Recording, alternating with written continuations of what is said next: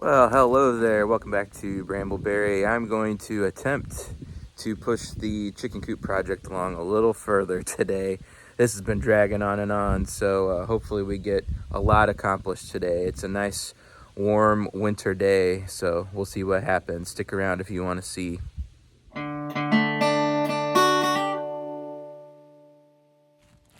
So since the last time I left you with this project, I've done a little bit actually. Just in, whenever I have a little hour here, hour there. So I'll show you that progress and then tell you what I'm gonna hope to work on today. So we had that frame and that frame done, and then I went ahead and did this wall with pallets and kind of filled in with some 2x4s and 1x up there to get it straight across. And I went ahead and stuck a window in over here. It's not attached or anything. I just wanted to see how it would work. And because I was a little concerned about having to cut the chicken wire there to be able to operate it, but it turns out that you can operate it.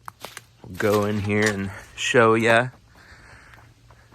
So you can just basically just stick your fingers through and unlock and push it up, push it down, do whatever you need to do, which will be good. That'll be a little bit of added security, I guess, to have the chicken wire there in front of the window. So for today, on to, I may put in that other window today, but what I'm going to start my focus with is I need to attach this wall to the run there, like I did over here, using those brackets. And then I've decided that I'm going to keep a dirt floor in this thing, but I'm going to put hardware cloth down on the floor on the inside for more protection. And we'll see how far we get with those things, but after that, then probably building a wall on the front of it and some sort of an entry door. I don't know that I'm going to put a little chicken coop door on this one. Probably just a human-sized door, and then we can open and close that for the chickens to come and go out of the coop. On a side note, I've been doing some reading recently about a book called Survival Chickens. I don't know if any of you have seen that before. Very interesting stuff, and it's got me wondering now if I even want to do coop birds, because it seems that there are other options out there that I was not aware of. And if you get the right breeds and the right genetics going, you can have free range birds that basically take care of themselves. So I'm probably going to do a little foray into that at some point, but we'll start here with the coop birds and see how it goes. Well, this is the amount of hardware cloth that I have left over from when we did around the edges there. I don't know if that's going to be enough. I have a few extra pieces here and there, but I guess if it's not enough, I can just start by doing the part that's going to be under the wall here, and then get some more later to put on the inside. So we'll start with that and see how far we get. If you ever work with this stuff, gloves and long sleeves are very helpful, because you'll get cut up if you don't. Also, there was a time when I would use, I guess they're tin snips or wire cutters to cut this, but a grinder is much more efficient.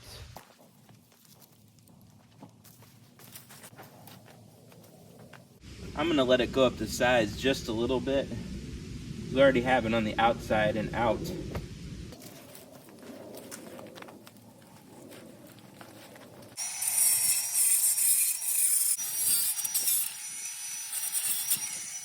You know, the more I think about this, I don't know that I need to put this down on the entire floor, although I could eventually if I wanted to later.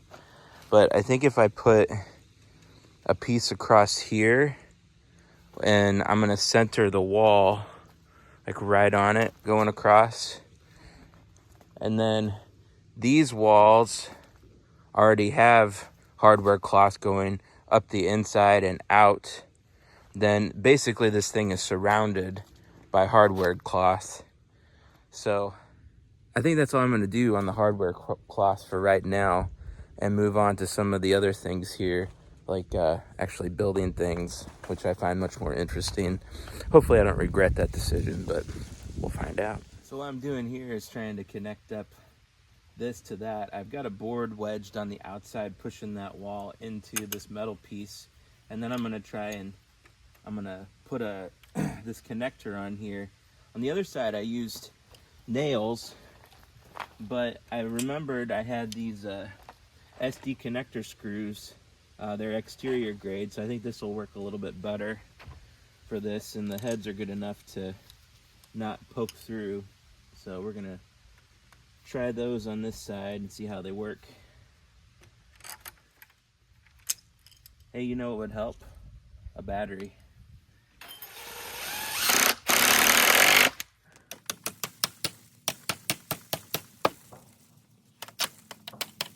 I'm doing that basically, so these are oversized and I want it to hold tight to that.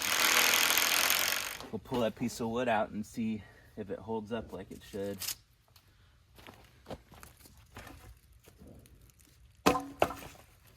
Yep, it's all joined together now. Got all those ties put in, 2 there, got a couple over here.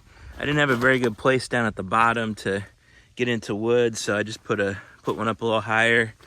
And on these back sides, I just got one in the top corner in each place. That was the first one I did. As you can see, it's not very tight, so I learned from my mistake on that one. So now that those are done, we got to think about a wall for this thing in the front and a door. So I'm gonna try to make use of some pallets, I think, but I need to get a wall across here and some sort of a door in the center. And at some point we got to talk about nesting boxes too, but I don't think I'm gonna get to that today. So over here, I actually extended this wall out. I forgot to say that in my recap part of the video, but I wanted it to be this wall going across to be on the outside of this bar. So I extended this over a little bit with this post. And what I'm gonna do is cut a 2x4 and attach to that to bring the 2x4 out even with this, and then I can attach my wall to that going across, and I'll do that on the other side too. Boards are attached. This side's a little wonky because of the pallet. This one looks a lot better. I just used some scraps of 2x4s I had laying around. May as well reuse stuff if you can, save some money. Got going on these next walls here, some pallets.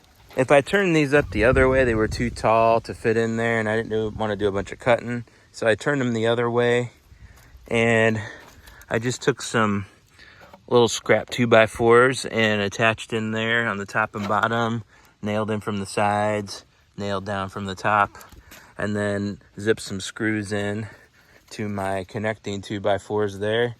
Did the same thing over here. So this is all connected up now. And then the door obviously is gonna be here.